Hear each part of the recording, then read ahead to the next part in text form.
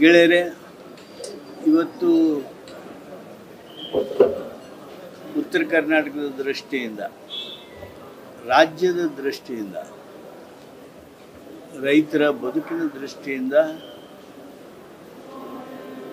UKP 3 ಯೋಜನೆಯನ್ನು ಪೂರ್ಣಗೊಳಿಸೋದ್ರ ಸಲುವಾಗಿ ಏನೊಂದು ಮಹತ್ವದ ನಿರ್ಣಯ ಕೈಗೊಳ್ಳಬೇಕಾಗಿದೆ. ಅದಕ್ಕಾಗಿ ವಿಶೇಷ ಸಚಿವ ಸಂಪುಟ ಸಭೆಯನ್ನು ಸನ್ಮಾನ್ಯ ಮುಖ್ಯಮಂತ್ರಿಗಳಾದ ಸಿದ್ದರಾಮಯ್ಯನವರು ಕರೆದಿದ್ದಾರೆ.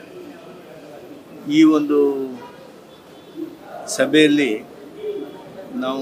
ನಮಗೇನು ಬೇಕಾಗಿರ್ತಕ್ಕಂಥ ಭೂಮಿ ಇದೆ, ಹಿನ್ನೀರಿನಿಂದ ಮುಳುಗಡೆ ಆಗ್ತಕ್ಕಂಥ ಭೂಮಿ ಇದೆ, ಅದರ ಬಗ್ಗೆ ಪರಿಹಾರ ಕೊಡೋದು, ಅದೆಲ್ಲದರ ಬಗ್ಗೆ ಈಗಾಗಲೇ 2-3 ಹಂತದಲ್ಲಿ ಚರ್ಚೆ ಆಗಿದೆ.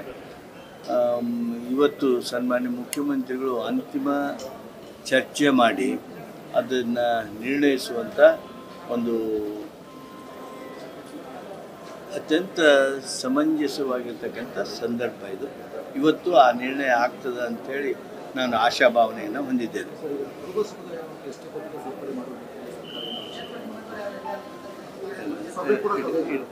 ಇವತ್ತಿನ ಸಭೆಯೊಳಗೆ ಯಾವುದೇ ರೀತಿಯಾಗಿರ್ತಕ್ಕಂಥ ಅಂಥ ಸಭೆಯಲ್ಲ, ಇದು ವಿಶೇಷವಾಗಿರ್ತಕ್ಕಂಥ ಕ್ಯಾಬಿನೆಟ್ ಸಭೆ ಅಲ್ಲ ಸರ್. ಇದಲ್ಲ ವರಿಷ್ಠ ಪಂಗಡಗಳ ಕಲ್ಯಾಣ ಇಲಾಖೆ ಸೆಕ್ರೆಟರಿ ಅವರು ಸಭೆ ಕರೆದಿದ್ದಾರೆ ಸರ್.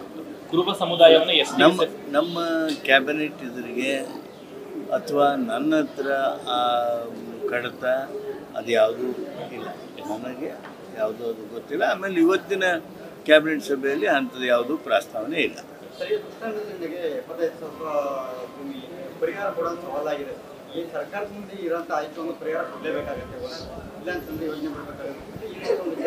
75,000 ಎಕರೆ ಭೂಮಿ ಏನು ಆಲಮಟ್ಟಿ ಹಿನ್ನೀರಿನಿಂದ ಮುಳುಗಡೆ ಆಗ್ತದೆ, ಆ ರೈತರೇನು ಸಂತ್ರಸ್ತರಾಗ್ತಾರೆ, ಅವ್ರಿಗೆ ಪರಿಹಾರ ಕೊಡಬೇಕಾದದ್ದು ಸರ್ಕಾರದ ಕರ್ತವ್ಯ.